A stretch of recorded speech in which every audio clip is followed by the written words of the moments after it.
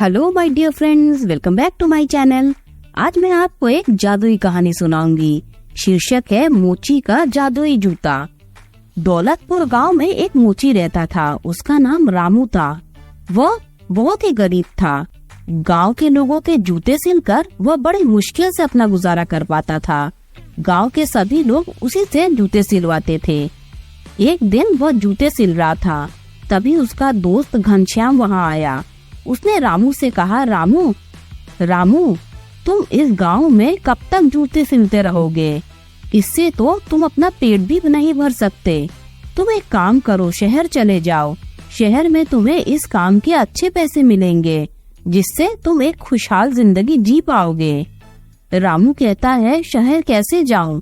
मेरे पास तो 4 पैसे भी नहीं है, और वहां जाने के लिए पैसों की जरूरत पड़ेगी ना। मेरे पास ना ही अच्छे कपड़े हैं, ना ही अच्छे जूते चप्पल।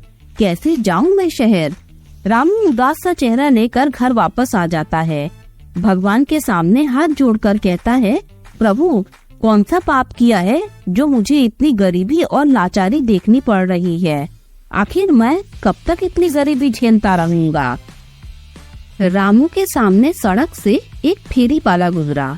फेरी वाले की गाड़ी से 2 लाल रंग के जूते गिर गए। रामू ने जब यह देखा तो वह तुरंत फेरी वाले को आवाज लगाई। फेरी वाले ने अपनी गाड़ी रोकी और पीछे मुड़कर देखा। उसने देखा कि 2 लाल रंग के जूते उसकी गाड़ी से गिर गए हैं। जूते बहुत पुराने थे, इसीलिए उसने जाने दिया और अपनी गाड़ी लेकर आगे बढ़ गया।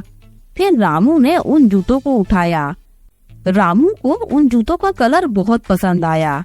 उसने अपने हाथों से उन जूतों को सिला और पहन कर देखा। रामू के पाँव में वह जूते काफी अच्छे लग रहे थे।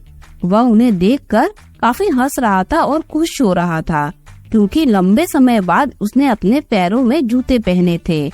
वह बार बार जूतों को उतारता, पहनता और हंसने लगता।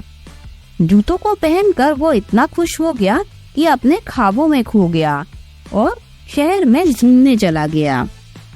रामू जूतों को पहनकर पहाड़ों पर घूमने की इच्छा जताता है। जैसे ही वो कहता है कि मैं पहाड़ों पर घूमना चाहता हूँ, वह तुरंत गायब होकर पहाड़ों की चोटी पर पहुँच जाता है। यह देख रामू आश्चर्यचकित हो जाता है कि यह सब कैसे हुआ।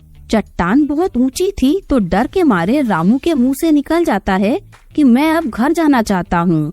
रामू तुरंत वहाँ से गायब हो जाता है और घर पर आ जाता है। अब रामू को इन जूतों पर शक हुआ। उसने उन जूतों को उतारा और फिर कहा, मैं पहाड़ों पर जाना चाहता हूँ। लेकिन इस बार ऐसा कुछ नहीं हुआ। उसने फिर जूतों को पहना और कहा, मैं पहाड़ों पर जाना चाहता हूँ। इस बार वह फिर से पहाड़ों पर पहुँच गया। अब उसे यकीन हो गया कि ये इन जादुई जूतों से ही हो रहा है।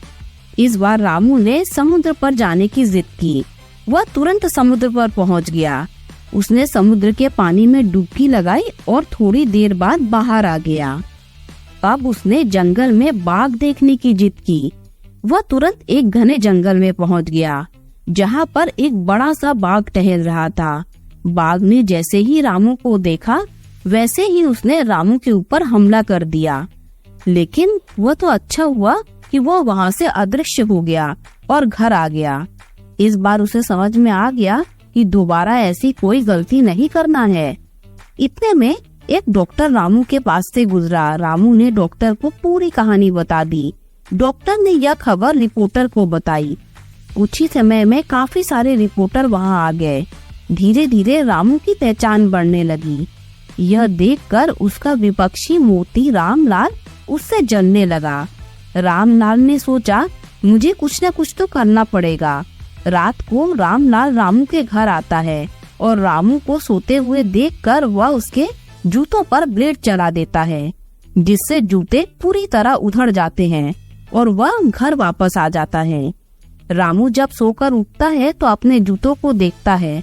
उसके जूते पूरी तरह फट चुके थे। यह देखकर वह हैरान रह जाता है और कहता है, शाम को मैं ये जूते सही से रखे थे, तो कैसे कट फट गए? जरूर किसी की शैतानी है। रामू उठता है और दोबारा उन जूतों को सिल लेता है। जूते दोबारा पहले जैसे ही हो जाते हैं। अब वह जूते पहनकर बाहर आता है। कुछ लोग भागते भागते रामलाल के घर की ओर जा रहे थे। लोगों को भागता हुआ देखकर रामू ने उनसे पूछा, क्या हुआ? तो लोगों ने बताया कि रामलाल के घर में आग लगी है, चलो चलकर बचाते हैं। यह सुनकर रामू सीधा गायब होकर उसके घर पहुंचता है। रामलाल के घर में आग लगी हुई थी और उसका बेटा घर के अंदर फंसा हुआ था। रामलाल बाहर से आवाज लगा रहा था, बचाओ बचाओ, कोई तो बचाओ। यह सुनकर रामू घर के अंदर जाता है और बच्चे को सुरक्षित लेकर आ जाता है, लेकिन आग में घुसने के कारण उसके जूते जलने लगते हैं। उसने तुरंत जूतों को उतार दिया और जूते पूरी तरह से जल गए। जूतों को जलता हुआ देखकर रामू उदास होकर कहने लगता है कि अब मैं क्या पहनूंगा, मेरे जादुई जूते। यह सब देखकर रामलाल कहता है, मुझे माफ करना रामू, मैंने ही रात को तुम्हारे जूते में ब्लेड मार दिया था, मुझे क्षमा कर दो। रामू कहता है, कोई बात नहीं रामलाल, इंसान के आगे इन जूतों की कोई कीमत नहीं। यह कहते हुए वो अपने घर की ओर निकल जाता है। दोस्तों, अगर कहानी अच्छी लगी हो तो लाइक कर दीजिए, मेरे चैनल को सब्सक्राइब कर दीजिए। जब आप मेरे चैनल को सब्सक्राइब करें तो बेल का आइकन भी प्रेस कर दीजिए, जिससे मेरी आने वाली सारी कहानियाँ आप तक सबसे पहले पहुँच जाएगी। Thanks for listening.